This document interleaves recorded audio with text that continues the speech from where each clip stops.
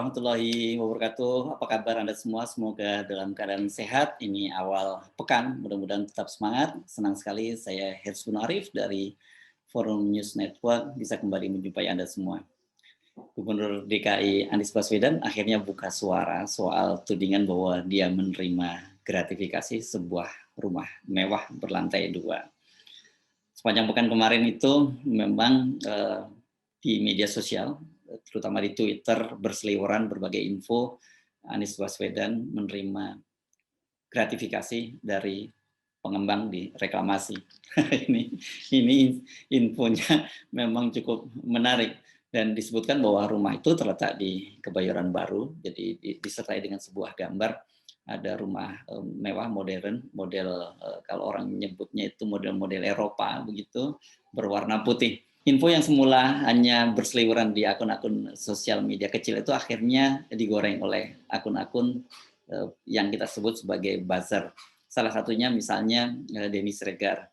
Dia menyatakan agar KPK segera memeriksa untuk mengecek apakah betul Anies Baswedan menerima gratifikasi itu. Karena menurut dia info ini cukup mengagetkan. Selain Denny Siregar, mantan politisi Partai Demokrat yang belakangan ini juga dikenal sebagai buzzer pemerintah, Ferdinand Huta Hayan juga menyatakan bahwa dia meretweet info itu dan dia menyatakan terkejut. Setelah akun-akun besar menggorengnya, ini menjadi konsumsi media yang sangat menarik. Dan media kemudian mencoba mempertanyakan soal itu ke sejumlah pejabat di DKI, tapi pada waktu itu Anies Baswedan tidak segera bereaksi. Hanya pada waktu itu muncul statement dari Wakil Gubernur DKI Ahmad Riza Patria yang dia menyatakan bahwa tidak mungkinlah Anies Baswedan menerima gratifikasi dari para pengembang reklamasi. Sebab seperti kita ketahui kan pada Pilkada 2017 lalu salah satu janji kampanye dari Anies Baswedan bersama Sandiaga Uno adalah menghentikan pembangunan reklamasi di pantai Teluk Jakarta. Dan betul saja ketika Anies Baswedan bersama Sandiaga Uno akhirnya terpilih menjadi Gubernur DKI, dia menghentikan izin 13 pulau reklamasi. Ini kemudian menjadi geger. Mengapa? Karena bagaimanapun juga reklamasi ini melibatkan para taipan yang dikenal sebagai orang menyebutnya dengan mudah 9 naga. Ada duit yang sangat besar di pulau reklamasi ini. Seorang anggota DPR RI dari PKB, Daniel Johan pernah memperkirakan setidaknya nilai harta karun yang dipendam dalam pulau reklamasi ini mencapai 500 triliun. Angkanya memang sangat fantastis. Dan wajar kalau kemudian mereka juga melakukan perlawanan terhadap langkah-langkah yang dilakukan oleh Anies Baswedan. Ada beberapa yang dimenangkan di pengadilan. Salah satunya misalnya Pulau G. Itu izinnya pengadilan kemudian menyatakan bahwa itu pembangunannya syah dan bisa dilanjutkan. Sementara ada beberapa pulau yang sebelumnya dimenangkan di pengadilan, tapi ketika Anies Baswedan kemudian mengajukan PK ke Mahkamah Agung dibatalkan. Jadi dari sini sangat jelas agak tidak masuk akal kalau kemudian Anies Baswedan menerima gratifikasi dari para pengembang untuk melanjutkan pembangunan. Tetapi namanya juga hoax, kabar bohong, bahwa itu benar atau tidak terlalu penting dulu. Yang penting digoreng dulu. Memang isu ini relatif berhasil, ramai di media sosial dan juga media-media konvensional memberitakannya. Anggota TGUPP Tata Ujiati langsung tidak percaya bahwa Anies Baswedan mendapat suap dari pengembang reklamasi. Begitu juga dengan Wakil Ketua DPRD DKI Jakarta dari fraksi Gerindra, Muhammad Taufik.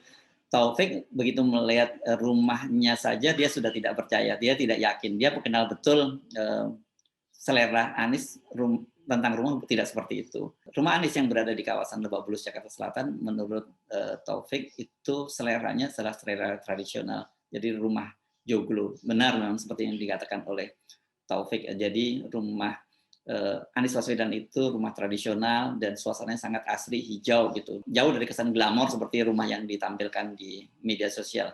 Rumah yang ditampilkan di media sosial itu adalah rumah dengan gaya Eropa, 2 lantai, dengan cat berwarna putih. Jadi dengan pilar-pilar yang sangat besar. Ini kelihatannya enggak seleranya Anies banget.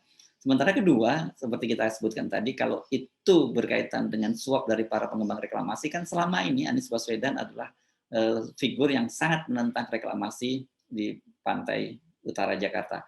Jadi kalau dia kemudian disebut-sebut menerima suap dari mereka, ini kan agak mengherankan. Ini merupakan isu yang konyol dan absurd. Tapi namanya juga isu gorengan. Mereka tidak terlalu penting apakah itu faktanya benar, apakah itu berita itu penting atau tidak penting, yang penting digoreng dulu.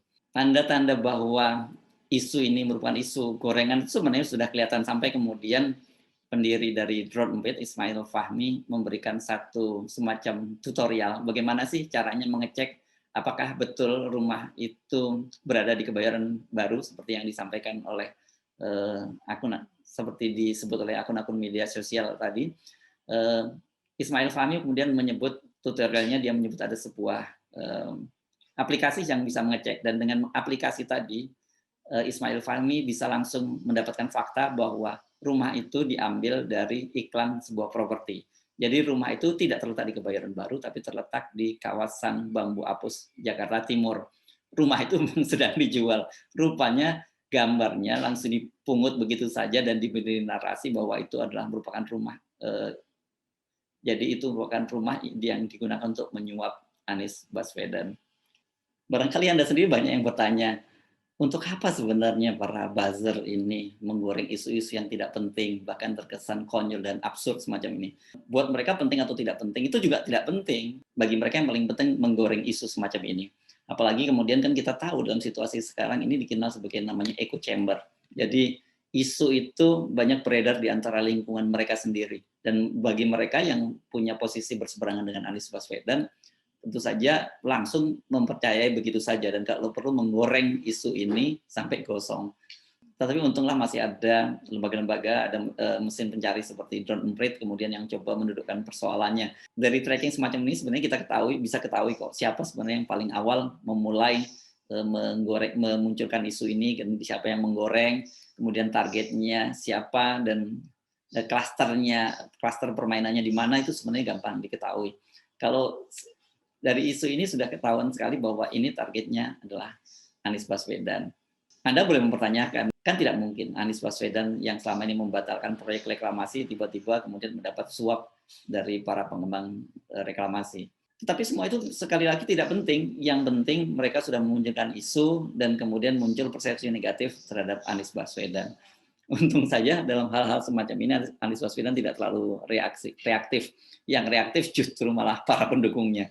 Para pendukung Anies Baswedan uring-uringan. Salah satunya adalah Ges Khalifa, yang selalu dia menyebut bahwa orang-orang yang menyerang Anies Baswedan ini adalah orang yang otak dikit. Jadi sekali lagi, kalau ada isu-isu semacam ini, ada isu-isu tudingan terhadap Anies Baswedan atau terhadap siapapun atau tokoh lain, jangan keburu untuk mengambil kesimpulan dan buru-buru percaya dan Anda ikut-ikutan menyebarkan ini.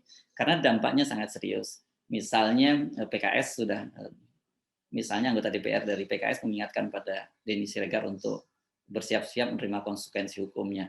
Tetapi sebenarnya kita sudah tahu bahwa Denny Siregar ini adalah salah satu buzzer yang sakti. Banyak sekali kasus-kasus dia dilaporkan tapi sampai sekarang tidak bisa diproses. Jadi saya kira cara yang terbaik seperti yang dilakukan oleh Anies Baswedan, ya tidak perlu reaktif dan mempersilahkan wartawan untuk mencari kebenarannya. Dan sikap yang diambil oleh Anies ini sangat benar, karena sekarang media sekarang justru berlomba-lomba memberitakan bahwa fakta yang disampaikan, fakta gorengan itu tidak benar.